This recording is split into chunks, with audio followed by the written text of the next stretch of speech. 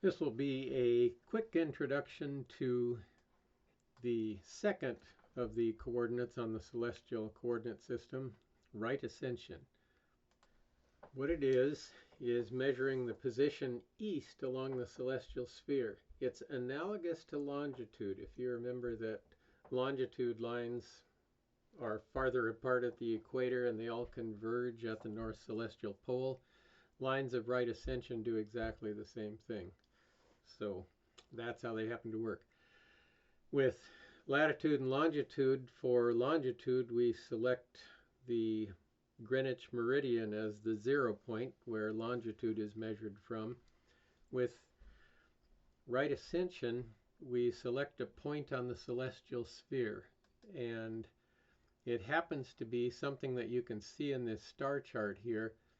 The horizontal line across the middle of this is the celestial equator, and the curved path is the path of the sun through the stars, and the point where the sun goes from being south of the celestial equator to north of it in the spring on about March 21st is this point right here.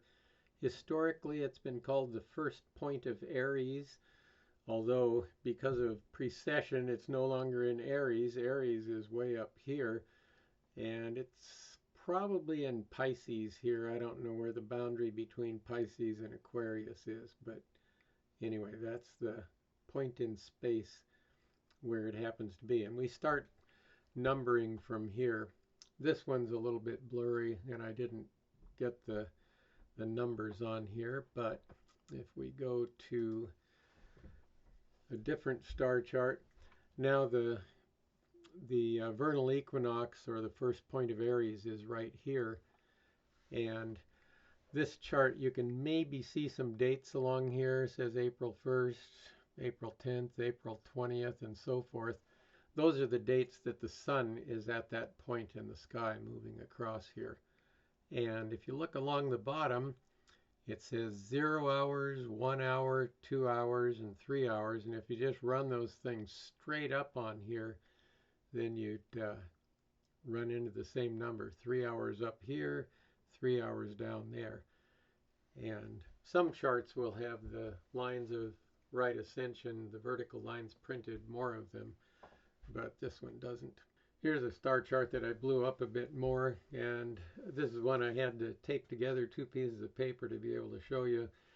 And down there, what's supposed to be 0 down here is actually 21, 22, 23, 24. It's showing part of the 4 hours of 24 hours, and then the 0 is on the other page, so 0, 1, 2, 3. But that's the way that it happens to work. It's measured in hours, minutes, and seconds. It's usually measured in hours, minutes, and seconds. You can measure it in degrees. Every hour of right ascension is 15 degrees, and then every minute would be, which is 1/60th of a degree, would be, I think, 1/4 of a degree, 0.25 degrees, something like that. It's a little bit complicated, but the 0 hour is the point where the sun crosses the celestial equator, moving from south to north. And we call that the vernal equinox, although it's only the vernal equinox for the northern hemisphere. For the southern hemisphere, it's the autumnal equinox. And the full circle goes from 0 hours to 24 hours. Here's a circle out there in the sky representing this. Might represent the celestial equator. And you can see it goes 0 through 24.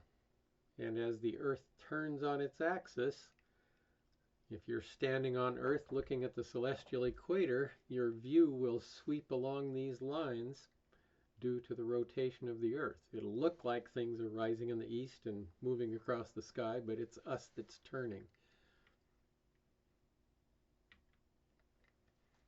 And again, each hour of right ascension is divided into 60 minutes, each minute into 60 seconds. I'm going to introduce a concept now called sidereal time. And sidereal time is the right ascension of a star that is on your meridian.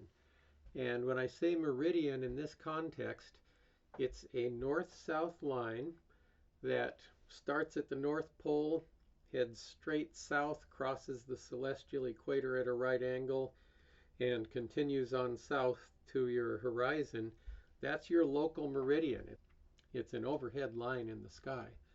Your local sidereal time is the right ascension of the stars that are on your meridian.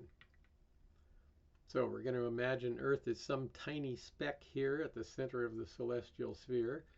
That's not such a tiny speck, but it'll do for us. That arrow that you see there is one that kind of originates about where Moses Lake is. I'm looking down on North America here, and it's pointing at 1 hour right now.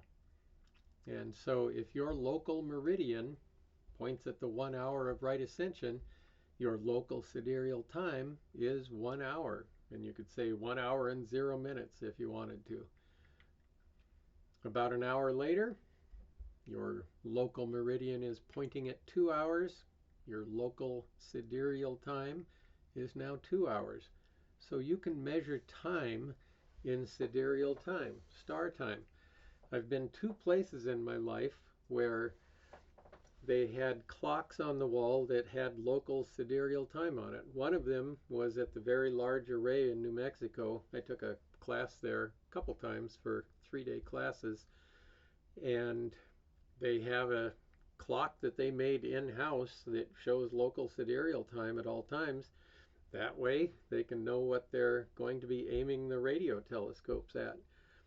I also saw down at the LIGO Observatory on the Hanford Reservation outside of Richland, they have a clock that shows local sidereal time there as well. So professional astronomers use it all the time. Now we've gone about an hour and 20 minutes after the last image, and your local sidereal time is about a third of the way from 3 to 4. That's just an estimate. And so your local sidereal time is 3 hours and 20 minutes. Now, 23 hours, 56 minutes, and 4.091 seconds after your local meridian last pointed to the 1 hour mark, it will do that again. That is 1 sidereal day. It takes 1 sidereal day to go through the 24 hours of right ascension. And that time that's up there, you may recognize that's the length of a sidereal day. Okay, that's it for what you need to know about right ascension. We're not going to do anything really fussy with it this quarter, but now you know a little bit about the celestial coordinate system.